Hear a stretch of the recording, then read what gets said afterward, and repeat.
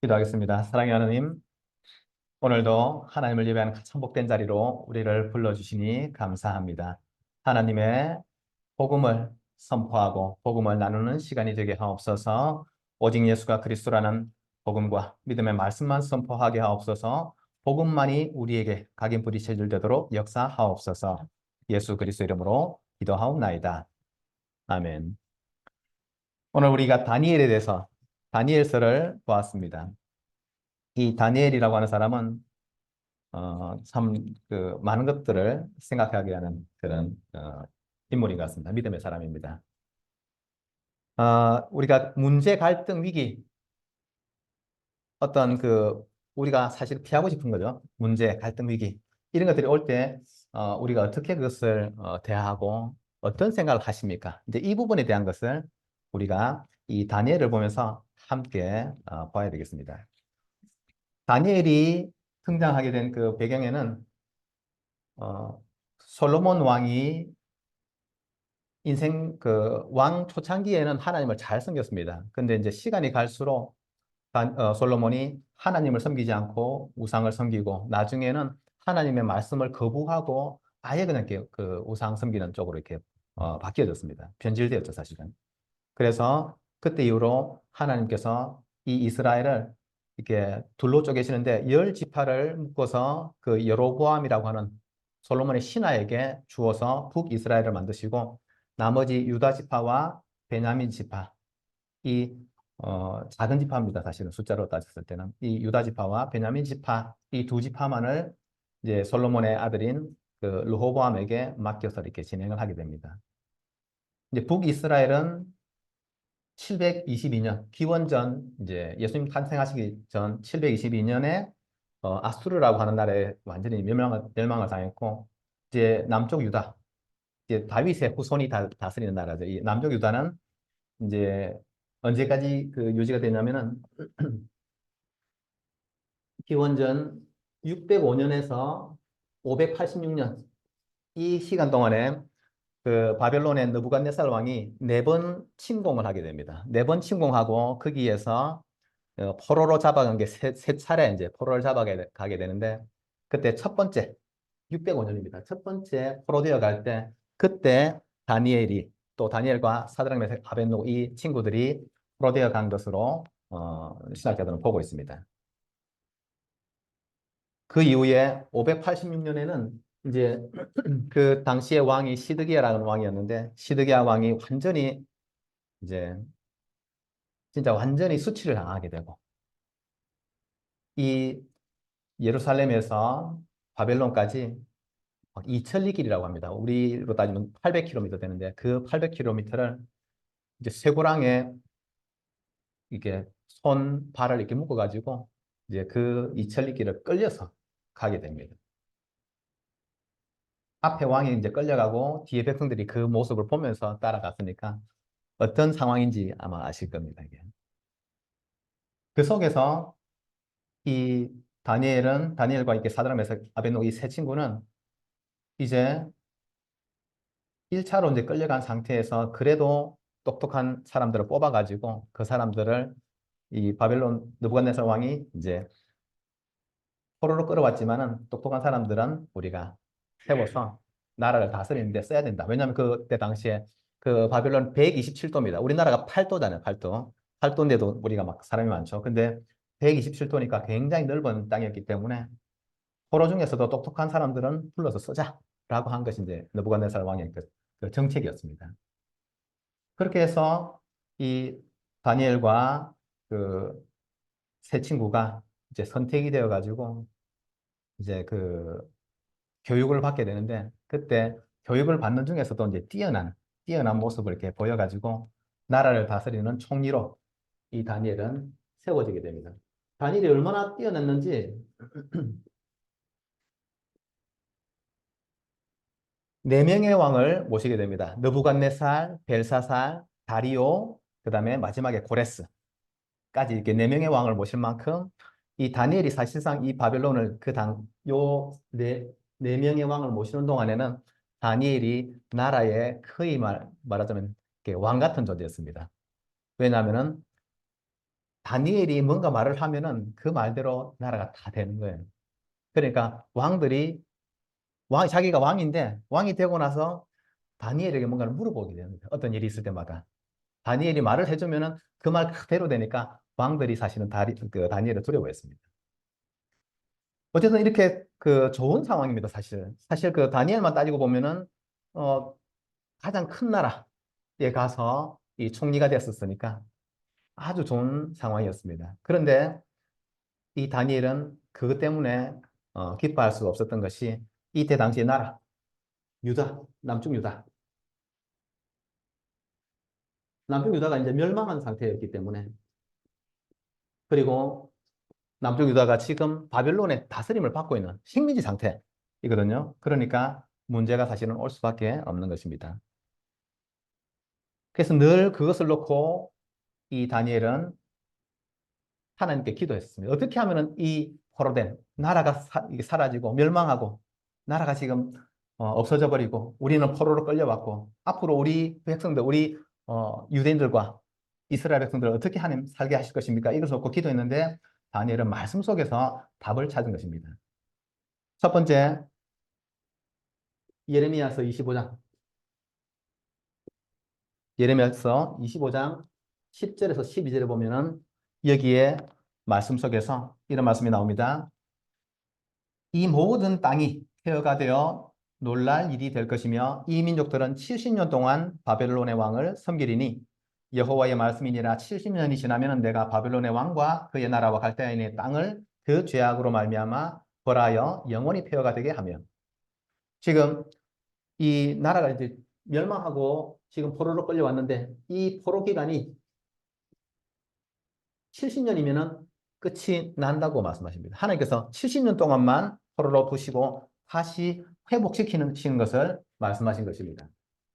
예레미야의 그 예언 속에서 다니엘은 답을 찾은 것입니다. 또 답을 찾기를 이사야 44장 26절에서 28절에 여기서 이런 말씀을 하십니다. 예루살렘에 대하여 이르기를 거기에 사람이 살리라 하며 유다 성읍들에 대하여는 중건될 것이라. 내가 그 황폐한 곳을 복구시키리라 하며 기품에 대하여 이르기를 마르라 내가 네 강물들을 마르게 하리라 하며 고레스에 대하여는 이르기를 내 목자라 그가 나의 모든 기쁨을 성취하리라. 지금 이 이사야가 이 44장을 기록할 당시는 대략적으로 기원전 700년경입니다. 700년경이면은 지금 이 다니엘이 끌려오는 시간으로 따졌을 때 120년 정도 전이거든요. 근데 그때 이사야가 뭐라고 예언을 하냐면은 고레스라고 하는 사람을 이야기하면서 고레스라고 하는 사람이 일어나 가지고 이 바벨론을 무너뜨리고 그리고 예루살렘과 성전 성전을 회복시키실 거라고 미리 이야기하는 것입니다. 뭐 대략적으로 한 120년 정도 전입니다. 지금 어떤 사람인지 알지 못하지만 고레스라고 이름하는 사람이 일어나가지고 이 이스라엘을 다시 지금 예루살렘을 회복시키고 성전을 다시 짓고 그렇게 하겠다라고 하나님께서 말씀하십니다. 그러니까 다니엘은 지금 하나님의 말씀 속에서 그 자기 개인에 대한 답과 나라의 답을 지금 계속 찾고 있는 것입니다.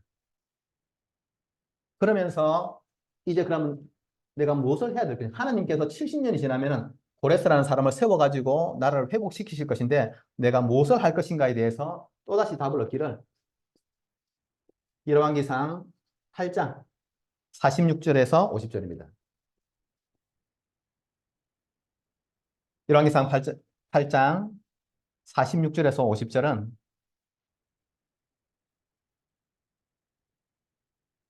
이것은 솔로몬이 그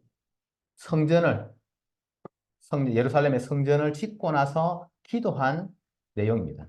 근데 기도할 때 뭐라고 기도하냐면은 이 솔로몬이 그때 당시 얼마나 지혜가 있었던지 앞으로 하나님의 백성, 우리 이스라엘 하나님의 백성들이 혹시 하나님께 범죄하고 우상 섬기고 하나님 섬기지 않아서 범죄해서 만약에 우리가 범죄하여 반역을 행하며 악을 지어서 다른 나라에 적국의 땅, 다른 나라에 잡혀갔을 때에 온 마음과 온 뜻으로 주께 돌아와서 주께서 그 조상들에게 주신 땅, 곧 주께서 택하신 성읍과 내가 주의 이름을 위해 건축한 성전 있는 쪽을 향하여 예루살렘과 이 성전에 있는 쪽을 바라보면서 그 향하여서 주님께 기도하거든 주님께서는 계신 곳 하늘에서 그들의 기도와 간구를 들으시고 그들의 일을 돌아보시고 그 사람들로 불쌍히 여기게 하옵소서. 솔로몬이 성전을 지어놓고 이 성전을 바라보면서 우리가 혹시라도 우리가 범죄해서 다른 나라에 포로되거나 또 끌려갔을 때에 그 끌려간 그곳에서 이 성전과 예루살렘을 바라보면서 하나님께 기도할 때 하나님께서 그 기도를 들으시고 우리의 백성들에게 용서해 주시고 또 그들의 허물을 사하여 주시고 사로잡아간 사람들이 우리 백성들을 불쌍히 여기게 하옵소서라고 기도하게 됩니다. 그러니까 이 말씀을 이 솔로몬의 기도, 또 솔로몬을 통해서 기록된 이 열왕기상의 말씀을 붙잡은 것입니다. 그래서 우리가 아까 읽었던 것처럼 6장 10절에 보면은 다니엘이 기도를 하는데 그냥 기도하면 되잖아요. 그냥 문 닫아놓고 기도해도 되는데 다니엘은 하루에 3번씩 항상 하던 대로 하루에 3번씩 예루살렘을 향해서 열린 창문을 바라보면서 기도했다고 되어 있습니다. 여러분들 어려움이 있을 때 예루살렘 성전을 바라보시면서 기도하시면 됩니다.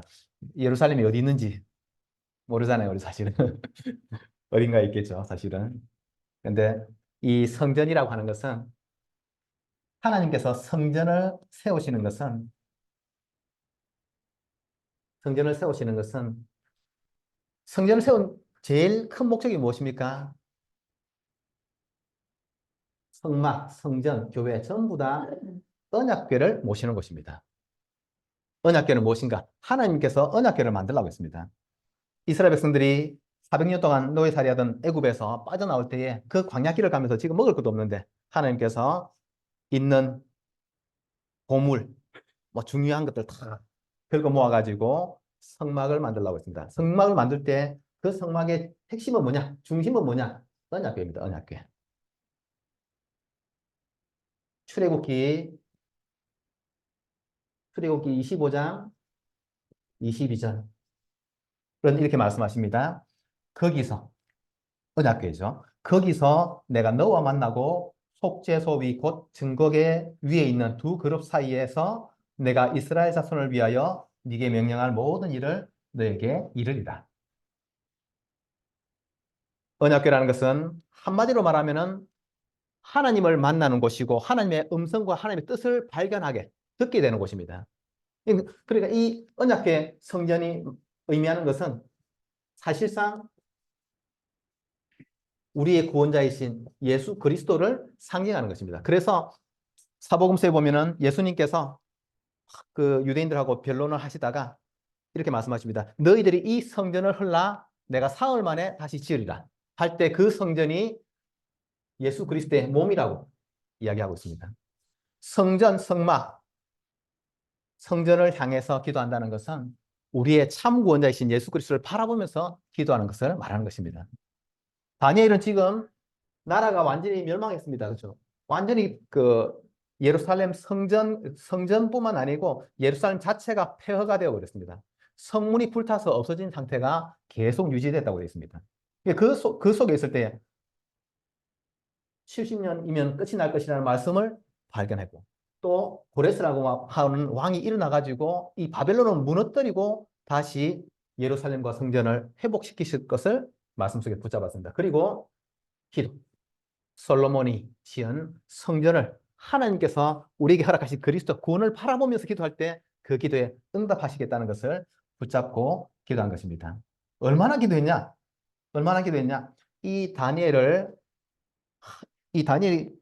이토록 하나님을 사랑하고 유다가 왜 멸망했습니까? 우상 섬기면서 우상 숭배했기 때문에 멸망했습니다. 그래서 다니엘은 이 우상에 대한 것에 대해서 정말 치를 떨고 평생에 내가 우상의 제물을 먹지 않겠다라고 뜻을 정해가지고 이때 당시에 그 바빌론 왕들이 뭐 우리 지금하고 다릅니다. 왕들이 주는 음식은 뭐냐면 전부 다 왕들이 섬기는 이제 우상 신전에다가 제사하고 나서 그 제사 음식으로 남은 것들을 이렇게 주는 거거든요.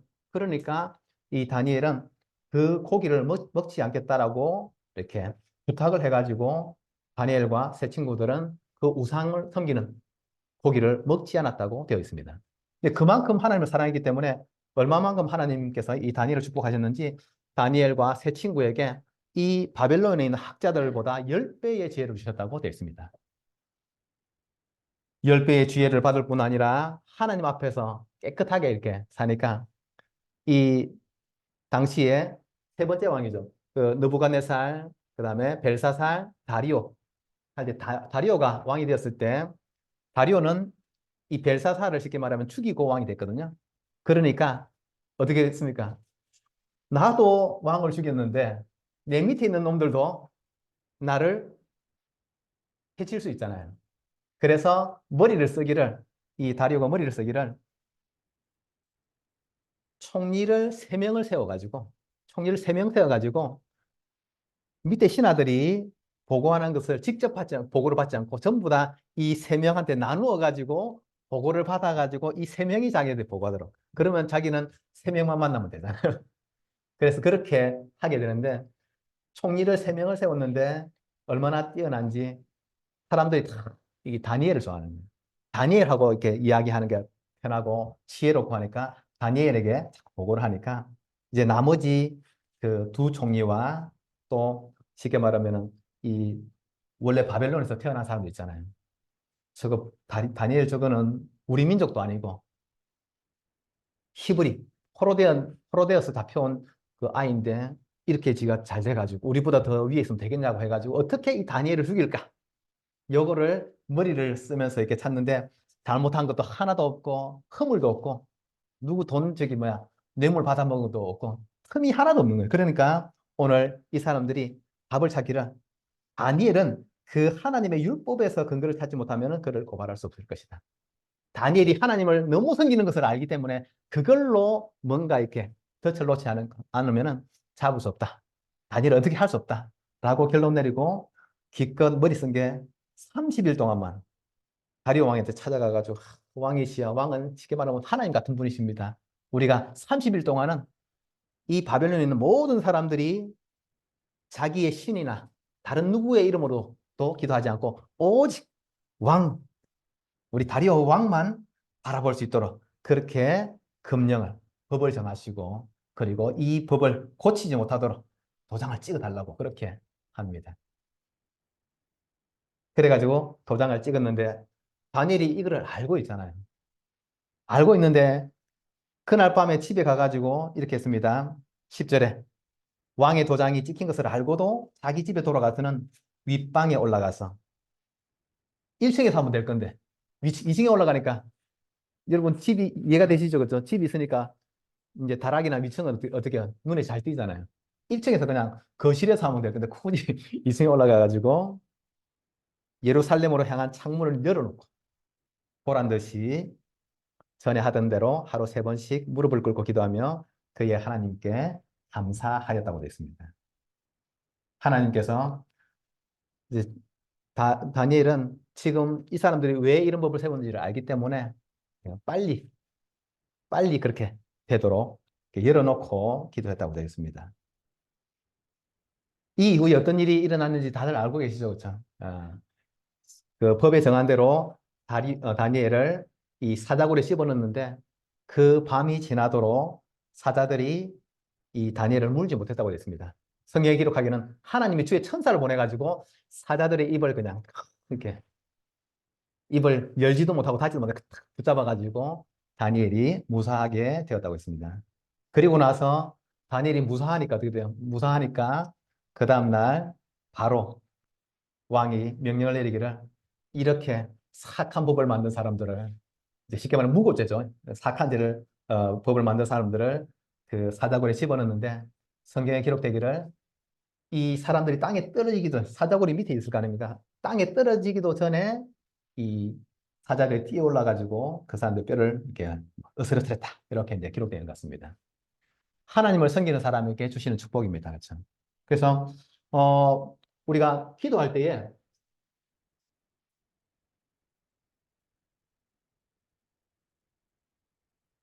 하나님의 말씀을 붙잡고 기도하는 것.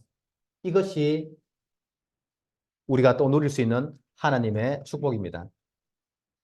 하나님의 말씀, 성경 전체는 약속입니다. 약속.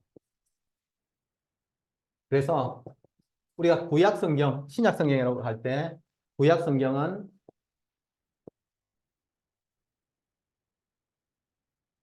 그 다음에 이렇게 오래전의 약속이라고 하고 신약은 새로운 약속. 이렇게 약속이라는 말을 단어로 쓰고 있습니다. 그러니까 이 성경 말씀, 여러분들 하나님의 말씀을 계속 이렇게 읽으시고 말씀을 계속 이렇게 또 묵상하시기 바랍니다. 하나님의 말씀 속에서 내 인생의 답을 찾아내시면 되는 거거든요. 문제가 생기시면은 그냥 우리가 기도할 수 있지만은 혹시 이런 나와 비슷한 상황 속에서 믿음의 사람이 걸었던 길들을 이 성경 속에서 찾아보시고 그 성경 말씀을 약속으로 삼아서 기도하시기 바랍니다. 반드시 약속이기 때문에 하나님의 약속의 말씀은 반드시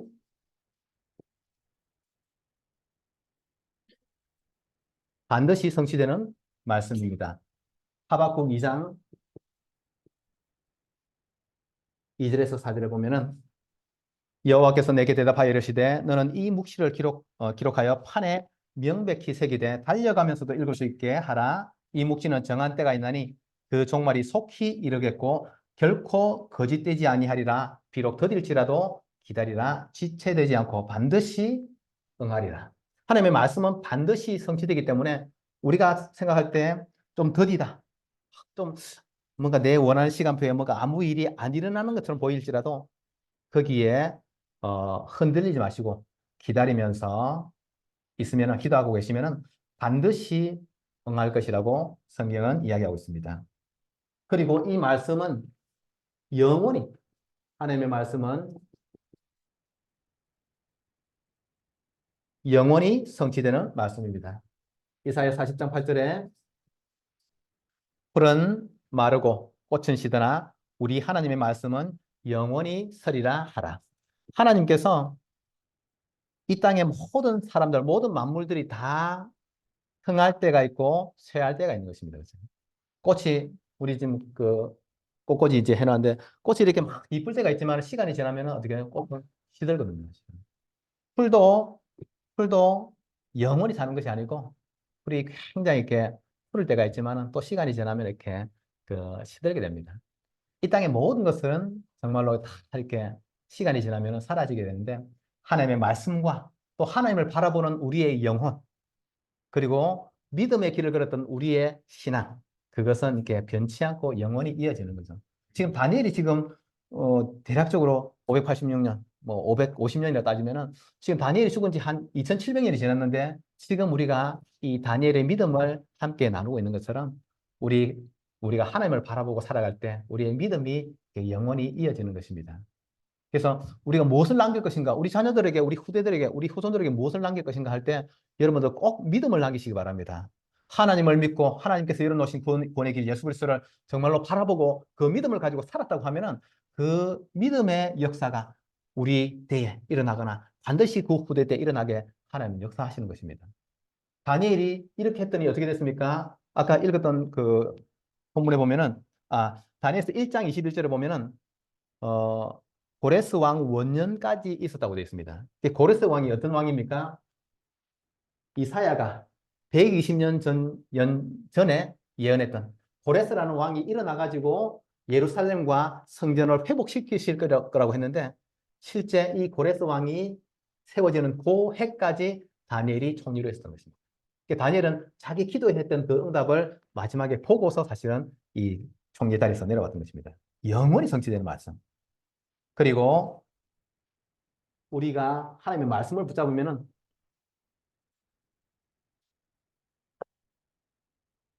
왜 하나님의 말씀을 붙잡고 기도해야 되는가? 남김없이, 하나도 빠짐없이 남김없이 다 성취되게 하시는 것입니다. 여호수아 21장 45절에 여호수아 21장 45절에 여호와께서 이스라엘 족속에게 말씀하신 선한 말씀이 하나도 남음이 없이 다 응하였더라. 여호수아가 일평생 믿음의 신앙생활을 했는데 그때 마지막 때 살펴보니까 여호와께서 이스라엘 족속에게 말씀하신 선한 말씀이 하나도 남음없이 다 응하였더라고 되어 있습니다. 그리고 이 말씀은 거짓 없이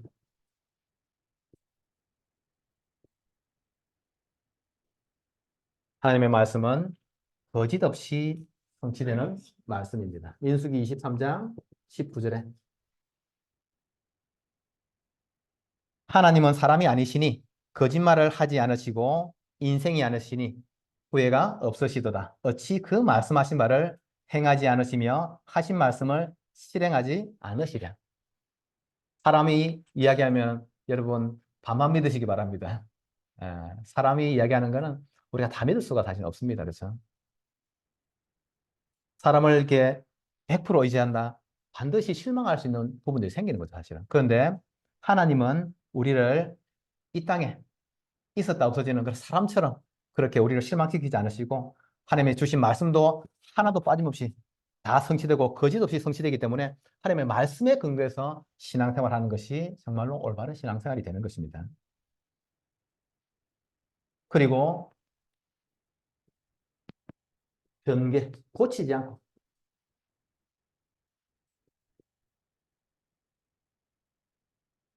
마태복음 5장 18절에 보면은 예수님께서 말씀하십니다. 진실로 너희에게 이르노니 천지가 없어지기 전에는 율법의 1.1획도 결코 없어지지 아니하고 다 이루리라. 예수님께서 우리에게 보증하시기를 이 하나님의 말씀에 담긴 모든 말씀들이 정말로 1.1획도 고치지 않고 빠짐없이 다 성취된다고 이야기하십니다. 말씀을 붙잡고 기도하는 것, 하나님의 약속의 말씀을 믿는 것, 꼭 믿음으로 기도하시기 바랍니다. 우리가 기도도 기도지만은 우리가 하나님의 말씀을 믿고 그 말씀을 의지하는 것이 사실은 가장 좋은 신앙인 거죠.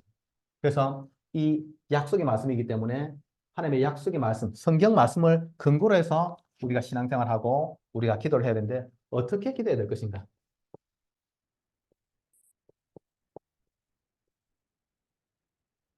어떻게 기도하는 것을 하나님께서 원하시는가?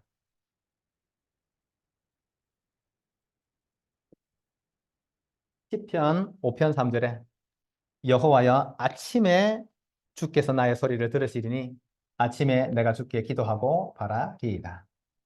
아침에 일어나시게 되면은 눈 뜨면서부터 정말로 기도하시기 바랍니다. 하나님께서 우리에게 응답하시잖아요. 그렇죠? 그래서 아침에 눈 뜨면서부터 하나님께 기도하시기 바랍니다. 낮에 낮에 어떻게 기도해야 되겠습니까? 하나님께서 빌립보서 이거 빌립보서 4장 6절 7절 아무것도 염려하지 말고 오직 모든 일에 기도와 간구로 감사함으로 너희 구할 것을 하나님께 아뢰라. 그리하면은 모든 지각에 뛰어난 하나님의 평강이 그리스도 예수 안에서 너희 마음과 생각을 지키시리라. 성경은 이렇게 말하고 있습니다. 그래서 우리가 낮에도 우리가 당하는 어떤 사건들을 가지고도 항상 그것을 기도로 연결시키시기 바랍니다. 가끔씩은 전화 올 때, 아니, 우리 성도님들이 뭐 평상시에 뭐 전화할 일이 별로 없는데 가끔 전화가 오시면 어떻게, 전화 받기 전에 저도 모르게 무슨 일이 있나 이런 생각이 사실 들잖아요, 사실은. 예, 전화 받는 것도 그냥 받으면 사실은 저기 뭐야, 염려로 받을 수가 있거든요, 사실은 사람이. 근데, 모든 것들을 아무것도 염려하지 말고 정말 항상 예수 그리스도 이름으로 기도하시면서 그렇게 받으시기 바랍니다. 전화도 받으시고 일이 생겼을 때도 막 그 일 때문에 막 마음을 무너뜨리고 막 낙심하시고 또 절망하시고 이렇게 하지 마시고 우리가 하나님이 지금 하실 일이 있다라고 마음에 믿는다고 하면은 문제가 안 되는 것이거든요, 사실은. 그리고 지금까지 우리가 지나온 시간들을 우리가 되돌아볼 때 우리가 알 수 있잖아요. 하나님께서 지금 문제가 있지만은 어떤 사건이 있지만은 그것이 나를 무너뜨리고 나를 막 침몰하고 이런 것이 아니고 하나님께서 나와 함께 하셔가지고 물 가운데를 갈 때에 물이 우리를 침범하지 못하고 그렇죠? 불 가운데 지나는데 불이 우리를 상하지도 못하고 사건 문제 갈등이 생기는데도 그것이 우리에게 해가 되는 것이 아니고 오히려 조금만 기도하면은 정말 조금만 하나님의 뜻을 바라보면은 거기에서 하나님의 뜻을 찾을 수 있는 거죠 사실은. 그래서 낮에 여러분 우리 저기 직장 생활하시는 우리 그 중직자 우리 청년들 많으신데 모든 일을 가지고 기도로 연결시키시기 바랍니다. 밤에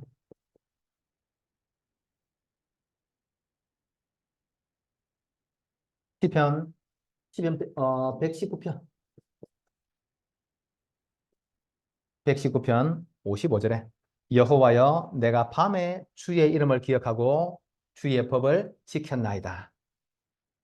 또 신명기 16장 1절 신명기 16장 1절에 이런 말씀이 있습니다. 어, 네 하나님, 너희 하나님 여호와께 유월절을 행하라. 이는 아비월에 내 하나님 여호와께서 밤에 너를 애굽에서 인도하여 내셨습니다. 하나님께서 밤에 유월절을 행하실 때 하나님께서 구원을 언제 주셨습니까? 밤에 앉으시기 바랍니다. 예. 밤에 이스라엘 백성들을 구원하셨고 또 밤에 어떻게 하셨습니까? 이스라엘 백성들을 400년 동안 노예살이 시켰던 이 애굽을 사실은 애굽 사람들을 그 밤에 심판하셨거든요. 하나님께서 낮에도 아침에도 밤에도 우리에게 구원을 행하시기 때문에 우리는 아침, 낮, 밤 다 합치면은 항상 항상 하나님의 말씀을 듣고 하나님을 바라보는 것입니다. 사실은. 우리 김영수 집사님 오랜만에 오셨는데 그동안에 여주에 계셨잖아요. 여주에. 그 여주에 가셨다가 이제 오셨는데 집사님을 만나지는 못하지만은 항상 우리 단톡방에 이렇게 저기 뭐야 그 기도수 좀 올리면은 그 집사님이 이렇게 답장을 땡글 이렇게 하면 이렇게 하면 내가 볼 때마다 그렇죠? 볼 때마다 기도가 되죠, 사실은. 그래서 여러분 그 우리 뭐야 카카오톡 그 우리 교회 방에 이렇게 한 번씩 화면 올리시면은 저도 모르게 이게 보면서 이렇게 사실은 그렇잖아요. 보면서 이렇게 기도가 사실은 되거든요, 사실은. 그래서 아침, 낮, 밤 시간을 구애받지 마시고 항상 하나님 바라보는 것. 이것이 정말로 그리스도를 사랑하고 하나님 사랑하는 사람들의 모습인 것입니다. 그렇죠? 다니엘이 물론 하루에 3번 시간을 정해서 기도했겠지만은 3번만 기도했겠습니까? 얼마나 이스라엘 백성들 무너져버린 나라와 또 포로된 이 백성들 지금 다니엘은 좋은 자리에 있지만은 다니엘 말고 많은 백성들은 그냥 그 곳곳에서 이 바벨론 곳곳에 흩어져 가지고 노예로 살고 있는 거거든요, 사실은. 그러니 그들을 놓고 얼마나 간절히 기도했겠습니까? 하루 3번 간절히 기도한 시간 말고 평상시에도 늘 기도 속에서 했음을 우리는 짐작할 수 있는 것입니다. 그래서 밤에 저기 뭐야 드라마 보시는 분 계시면은 드라마를 조금 줄이시고 하루를 기도로 마무리하시고 오늘 하루 내에 살았던 삶을 정말 예수 그리스도와 함께 살았던 그 삶을 다시 한번 이렇게 생각해 돌이켜 보시면서 오늘 내 믿음이 어떠했던가 또 내가 좀 더 하나님과 함께 할 수 있는 비밀은 무엇인가 이렇게 인도를 받으시기 바랍니다. 그래서 기도할 때 시간을 아침, 낮밤 항상 기도하시기 바라고 그리고 하나님의 약속인 하나님의 말씀을 붙잡고 하나님의 약속의 말씀을 붙잡고 기도하시기 바랍니다. 예수님께서 말씀하실 때에 요한복음 15장 7절 너희가 내 안에 거하고 내 말이 너희 안에 거하면 무엇이든지 원하는 대로 구하라 그리하면 이루리라. 우리가 기도할 때에 하나님의 말씀이 내 속에 담겨 있고 예수 그리스도의 복음이 내 속에 담겨 있다. 그러면은 그 사람이 바라는 것이 정말 하나님의 뜻이 되겠죠, 사실은. 복음도 모르고 하나님의 뜻도 전혀 알지 못하고 그냥 우리가 기도할 때도 있을 것입니다. 그런데 우리가 그렇게 기도하고 있으면은 하나님께서 우리 기도를 정말로 하나님이 원하시는 뜻과 방에 맞추어 가지고 우리 기도 제목을 바꾸시고 또 그 기도에 따라서 응답하시도록 하나님은 역사하시는 것입니다.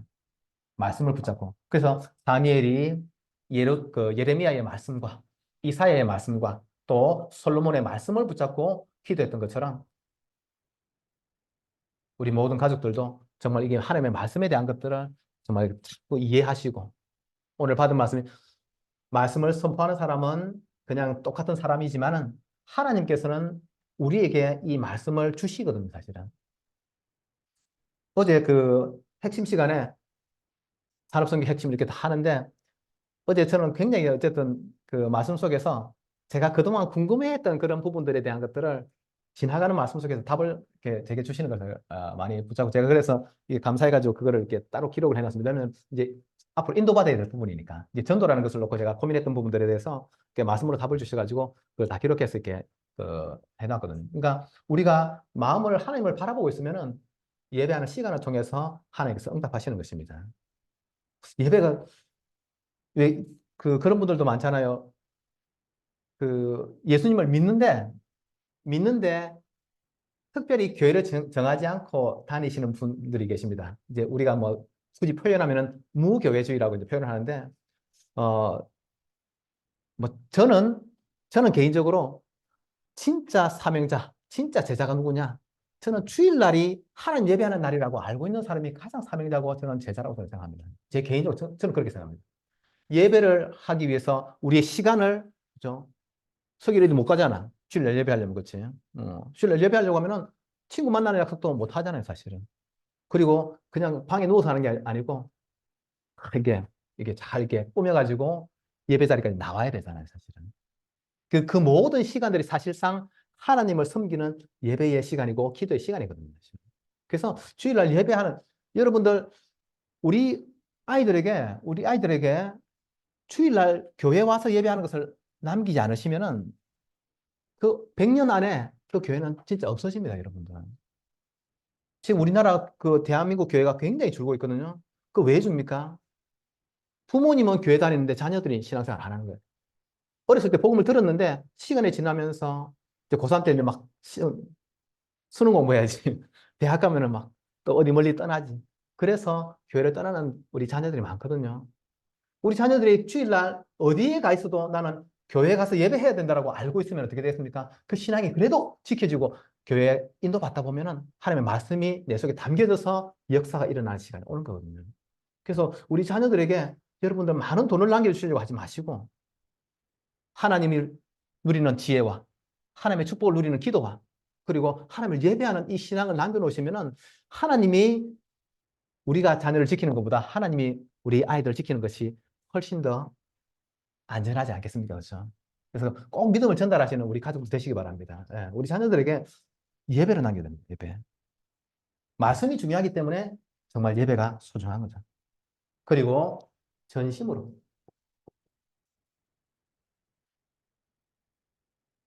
여러분, 기도의 제목이 있거나 어떤 그 여러 가지 사건들을 당하신 분이 계시면은 전심으로 기도하시기 바랍니다. 오직 여호와를 앙망하는 자는 새 힘을 얻을 것이니 독수리가 날개치며 올라감 같을 것이요. 요즘 우리에게 대소삼성에 까마귀 떼가 많아졌어요. 비둘기나 이런 거 잘 안 보이고 까마귀 떼가 굉장히 많아졌습니다. 까마귀들이 이 새 중에서는 상위 포식자이기 때문에 까마귀 떼가 많아지면 어떻게 되겠습니까? 그 밑에 있던 비둘기나 참새 이런 것들은 자꾸만 개체수가 줄겠죠, 사실은. 우리가 맨날 저기 뭐 까마귀를 이렇게 약간 이렇게 흉조라고 해가지고 이렇게 그 욕하는 사람들 이제 있잖아요. 근데 이 까마귀가 날아도 그 밑에 있는 새들은 어떻게 벌벌 떠는 거지, 사실은. 그 까마귀가 잘 잡아먹습니다, 이거. 우리가 잘 몰라서 그렇지, 까마귀가 굉장히 많이 잘 잡아먹거든요. 근데 뭐 까마귀나 뭐 이런 거는 제가 봤는데, 제가 지금까지 독수리를 잡아먹는 새는 한 번도 본 적이 없어요. 유튜브에도 독수리를 잡아먹는 새를 아직 제가 확인하지 못했습니다. 진짜 새 중에서는 가장 그 으뜸이 독수리인 것 같아요. 얼마나 독수리 힘이 세냐면은 여러분 유튜브에 한번 찾아보십시오. 그 염소, 사냥 이런 것들을 이게 이 발톱으로 움켜가지고 그거를 들고 나릅니다. 이 독수리가 굉장히 힘이 셉니다, 사실은. 독수리 한번 날개 치는데 얼마나 힘이 세겠습니까? 하나님께서 오직 여호와를 전심으로 하나님 바라보는 사람에게 힘을 주시는데 독수리가 날개치면서 위로 올라가는 그 힘을 주시겠다고 말씀하십니다. 어떤 문제가 있어도 그 문제를 옮겨주고 그냥 날아갈 수 있는 그 힘을 하나님께서 오직 여호와를 바라보는 사람에게 주시겠다고 하니까 오늘 우리 가족들은 전부 다 정말로 하나님만 오직 바라보시기 바랍니다. 하나님께서 우리에게 힘을 주시는 그 힘이 진짜 힘입니다. 그죠? 우리가 맛있는 음식, 몸에 좋은 음식을 먹어서 힘나는 것도 있겠지만은 정말로 하나님을 바라보시고 하나님께서 열어놓으신 구원의 길, 예수 그리스도를 정말로 바라보시고 예수 그리스도만 붙잡는다. 어떤 축복을 하나님 내리실지 우리가 상상하지 못하는 일들이 생길 것입니다. 또 우리가 우리 아이들, 우리 랩런트들에게 이 복음을 우리 부모님들이 어떻게든 아이를 데리고 와가지고 예배하게 하시려고 막 기도도 하시고 또 다투기도 하시고 하시잖아요. 그런데 어느 날 하나님의 말씀이 예수 그리스도 복음이 우리 아이들 마음속에 영혼 속에 탁 담겨지게 되면은 그때부터 우리가 상상할 수 없는 일들이 일어나게 되는 거죠, 사실은. 맨날 장난치고 저기 어렸을 때 막 내가 막 이렇게 막 설교하면은 내가 눈을 크게 뜨나 봐요.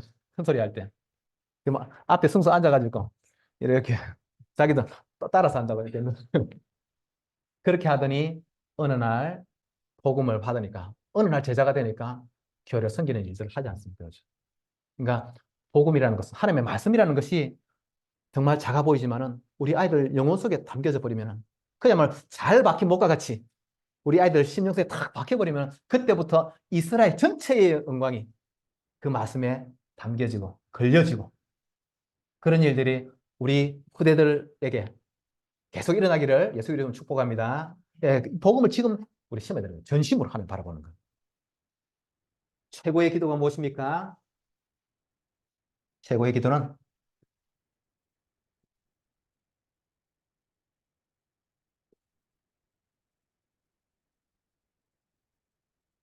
죽음을 넘어선 기도. 오늘 우리가 본 것처럼 다니엘이 자기가 쉽게 말해 사자굴에 들어갈 걸 알고도 윗방에 올라가죠.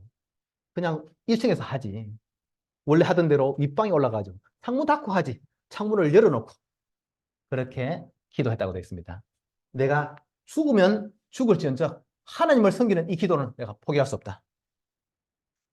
지금 우리 남유다 백성들이 다 지금 나라가 없어져 버리고 폐허가 되고 지금 포로로 끌려가지고 지금 이 바벨론 127도 곳곳에서 흩어져 가지고 사람들로부터 무시당하고 지금 죽어가고 있는데 내가 죽음을 당하는 한이 있다 할지라도 이 복음을 위해서 내가 기도해야 되겠다. 하나님께서 주신 약속의 말씀.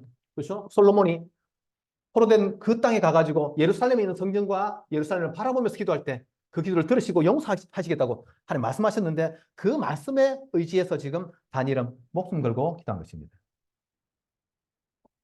다니엘서 3장에는 사드락, 메삭, 아벳느고 세 친구의 기도가 나옵니다. 이들이 이제 이 사드락, 메삭, 아벳느고 세 친구는 그 총독으로 갔습니다. 지역의 총독으로 갔습니다. 다니엘은 왕궁을 맡은 사람으로 왕궁에 있었기 때문에 요 느보 신상을 이 느부갓네살이 신상을 만드는데 그 신상 이름이 느보 신상입니다. 이 느보 신상을 지역 한 군데 만들어 놓고 그때 지역을 다스리는 총독들과 고위 관직들만 다 모았습니다. 그 자리에서 이제 북을 치면은 다 같이 그 느보 신상에다가 절을 해야 되는데 그때 이 세 친구 다니엘의 세 친구는 절을 하지 않았습니다. 그러니까 막 난리가 났습니다. 느부갓네살 왕이 감히 어? 감히 너희들이 어? 내 명령을 어기고 신상에 절하지 않냐. 근데 너무 아끼는 제자들이니까 뭐라고 했습니까? 내가 한 번 더 기회를 줄 테니까 이번에 다시 그 북소리가 울리면은 그러면은 그때 절을 해라. 그랬더니 이 새 친구가 뭐라고 했습니까? 새 친구가 그 몇 절이죠? 잠시만. 3장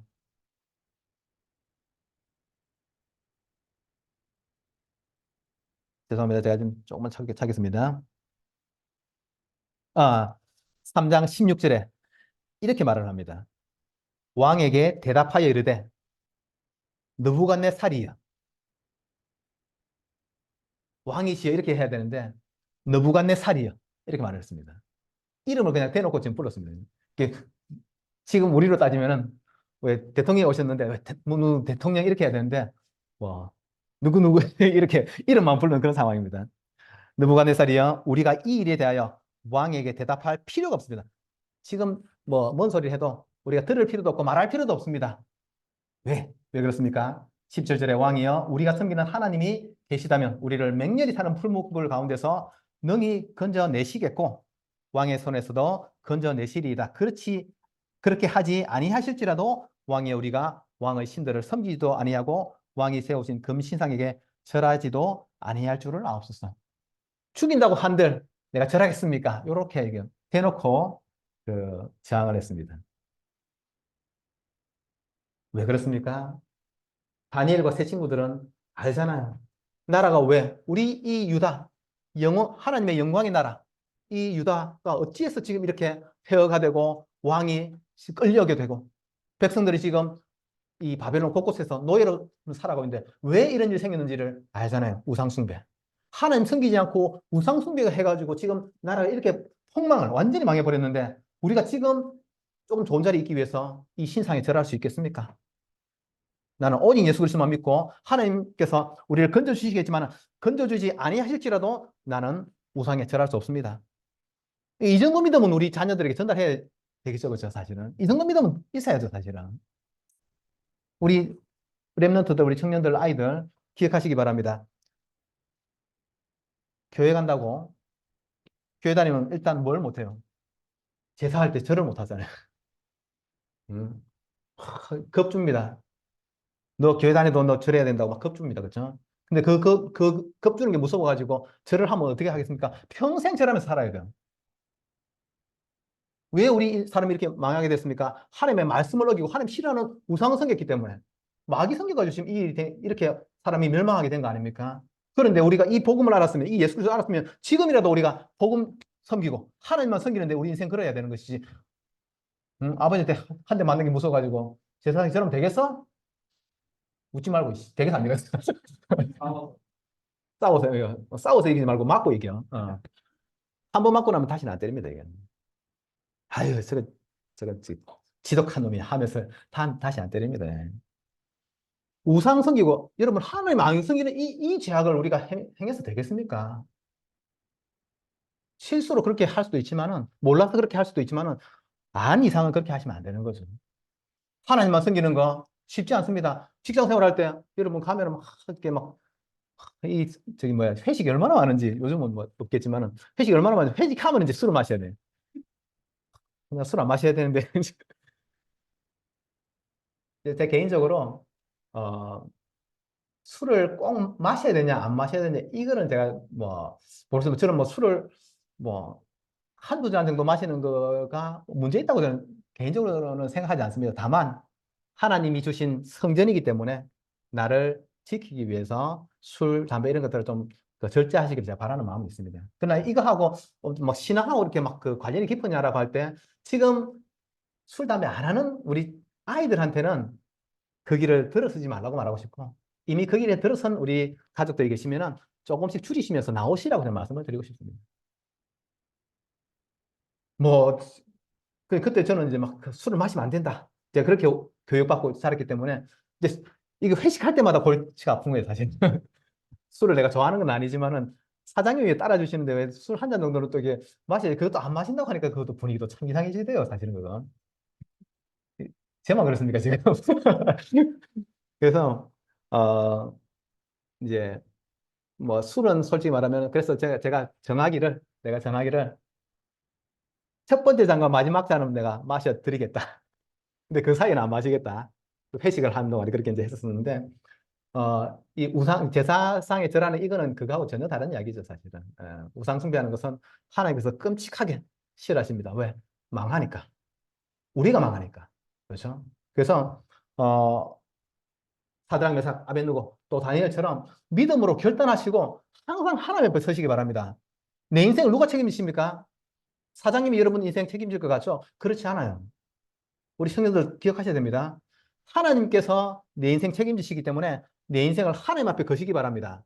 다른 것에 기대지 마시고 사람에게 기대지 마십시오. 사람을 도와주시기 바랍니다. 하지만 사람이 도와줄 걸 기대해가지고 그렇게 살아가는 거 그거 안 되는 겁니다, 여러분들. 하나님께서 내 인생 책임지신다는 사실을 믿으시고 거기에 맡기시기 바랍니다. 그리 아니하실지라도 잘할 수 없다라고 한 이 세 친구의 믿음, 또 다니엘이 죽을 줄 알고도 창문을 열어놓고 기도했던 그 믿음을 우리 가족들이 배우셔가지고 하나님 앞에서 정말 믿음으로 서시기 바랍니다. 아멘? 네, 믿음으로 서시기 바랍니다. 그게 전심으로 죽음을 넘어서 그렇게 하나님께 기도하는 우리 가족들 되시기 바랍니다. 하나님께서 어떻게 응답하십니까? 하나님의 응답. 하나님께서 일단 기도하는 사람을, 그 당사자죠. 기도하는 그 사람을 지키시는 것입니다. 다니엘서 6장 22절에 나의 하나님이 이미 그의 천사를 보내어 사자들의 입을 봉하였으므로 사자들이 나를 상해하지 못하였사오니 이제 나의 무죄함이 그 앞에 명백함이오며 또 왕이여 나는 왕에게 해를 끼치지도 아니하였습니다.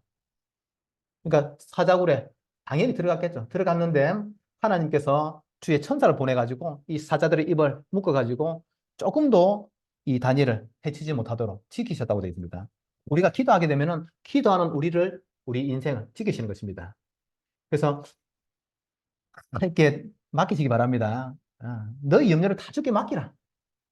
이는 그가 너희를 돌보십니다. 하나님께서 우리 돌보시기 때문에 염려를 다 주님께 맡겨버리시기 바랍니다. 어떤 것도 정말 두려워하지 마시고요. 다니엘이 정말로 최고로 기도했던 것이 무엇이겠습니까? 지금 포로된 유다 백성들을 놓고 간절히 기도했는데 그 기도가 그대로 응답되어져 가지고 고레스 왕이 쉽게 말하면 바벨론을 무너뜨리고 고레스가 왕이 된 거거든요. 고레스가 왕이 되어 가지고 이 이스라엘 백성들을 자기 땅으로 돌려보내면서 가서 이 성전을 다시 지으라고 성전 지을 수 있는 나무와 이 재료들까지 같이 주어서 보내게 됩니다. 다니엘의 기도가 응답된 거죠, 사실은. 기도하는 자를 지키시고 그의 민족을 지키시고 그의 민족을 하나님이 지키시는 것입니다. 여러분들 기도하시기 바랍니다. 지금 뭐 전 세계적으로 이 전쟁이 이렇게 바람처럼 지금 일어나고 있습니다, 사실은. 우크라이나하고 러시아가 지금 전쟁을 시작했는데 조금 있다가 그 하마스하고 이스라엘에 지금 전쟁이 일어났고 그리고 이 전쟁이 자꾸만 불씨가 돼가지고 이 전쟁이 지금 확산되고 있는 조짐이 있습니다. 지금 그 유럽의 그 나토 이제 군사 제휴거든요, 우리가. 그 나토라고 하는 이 유럽 지역을 같이 방해하게 되는 건데 이 나토에서도 이 러시아 우크라이나 전쟁에 개입할 상황이 이게 생기고 있습니다. 그럼 그런 나라들은 되고 우리는 상관없습니까? 우리나라가 지금 전 세계적으로 무기 생산국으로서 제일 지금 선두 자리에 지금 와 있습니다. 그래서 전쟁할 때 그 포탄이 필요하잖아요. 그 포탄을 지금 제일 확실하게 많이 공급할 수 있는 나라가 사실 우리나라입니다, 지금. 그러니까 우리가 원치 않는데도 자꾸만 전쟁에 이렇게 엮여지고 있거든요. 기도하는 자를 지키시고 그의 민족을 지키시거든요. 우리 식구들 나라를 위해서도 같이 기도하시기 바랍니다. 여러분들이 지금 대통령을 좋아하시거나 안 좋아하시거나 상관하지 마시고 대통령을 위해서 기도하십시오. 그래야 하나님이 원하는 일을 하지 않겠습니까? 그렇게 기도해야 하나님 싫어하는 일을 안 하지 않겠습니까? 선거하실 때는 여러분들이 마음에 기도하시고 선거를 하시면 되는데 이미 선택된 대통령에 대해서는 기도하셔야 됩니다. 그래서 저는 지난번에 문재인 대통령 계실 때도 내가 대통령에서 기도했었고 지금도 기도하고 있습니다. 왜냐하면 우리나라를 다스리는 자리에 있으니까. 그 사람을 개인적으로 좋아하고 싫어하고 이 문제가 아니고 나라를 지키시기 위해서. 그렇죠?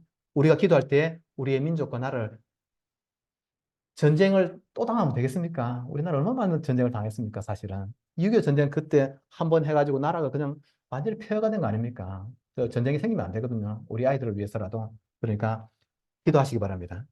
다니엘서 9장에 보면은 다니엘서 9장 1절 2절 1절 2절에 메대족 속 아하수에로의 아들 다리오가 갈대아 나라 왕으로 세움을 받던 첫 해 곧 그 통치 원년에 나 다니엘이 책을 통해 여호와께서 말씀하심으로 선지자 예레미야에게 알려주신 그 연수를 깨달았나니 곧 예루살렘의 황폐함이 70년 만에 그치리라 하신 것이라. 다니엘이 간절히 기도했더니 맞아. 예레미야를 통해 주셨던 그 70년이 바로 이 70년이구나. 요거를 믿음으로 기도 속에 깨달았다고 되어 있습니다.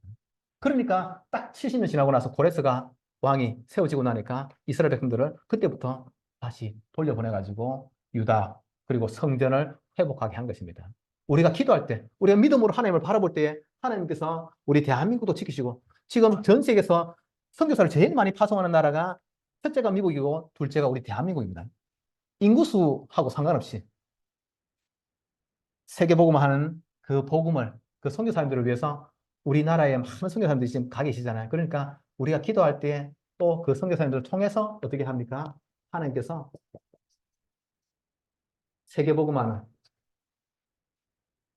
온 나라 살리는 온 세계 살리는 그 일들을 하나님께서 이루시게 되는 것입니다. 다니엘서 12장 3절에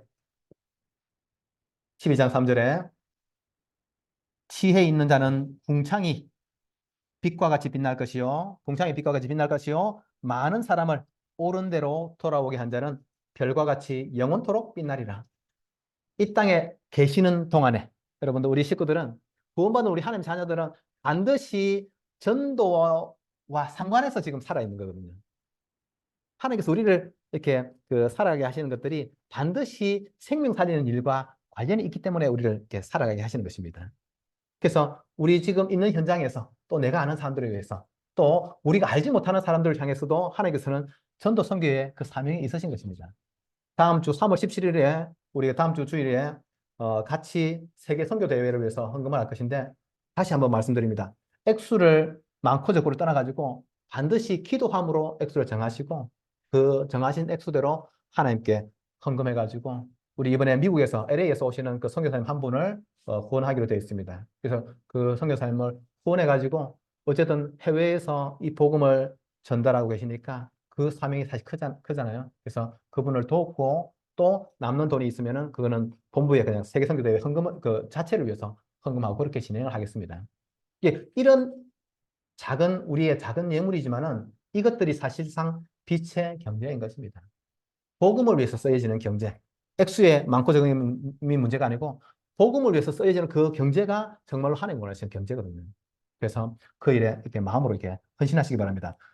지금 기도하는 우리 한 사람이 하나님을 바라보고 정말로 말씀을 붙잡고 전심으로 기도하실 때에 하나님께서 기도하는 그 당사자와 그의 민족과 우리 가문은 다 포함되겠죠. 그리고 이 온 세계 237 나라 5천 정도 살리는 이 전도 운동 속에 우리 한 분 한 분을 다 쓰시게 됩니다. 그 일에 꼭 쓰임 받으시기 바라고 특히 우리 후대들 다 같이 그 일에 주역으로 서게 되기를 예수 그리스도의 이름으로 축복합니다.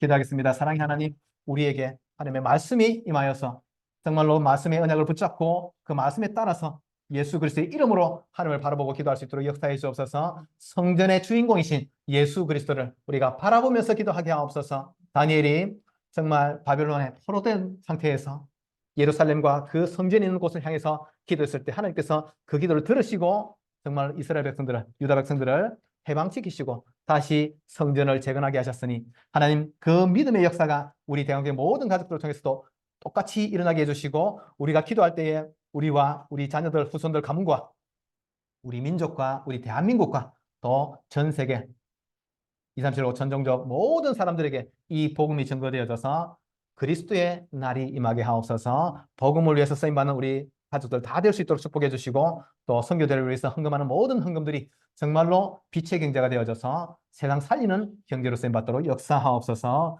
감사드리며 예수 그리스도 이름으로 기도하옵나이다. 아멘. 찬송가 85장 찬양 드리며 준비한 예물 하나님께 드리겠습니다.